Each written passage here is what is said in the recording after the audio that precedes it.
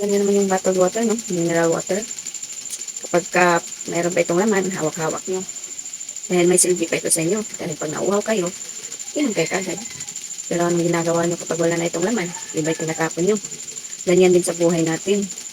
Kapag tayo wala tayong pera, wala tayong income, kulang talaga ang respeto ng ibang tao sa atin. Lalo pa pag nakita nilang walang-wala talaga tayo. Iba talaga ang respeto nila sa taong mapera. Din tayo sa mga bottled water na walang laman. Hindi tayo mapapansin ng mga tao.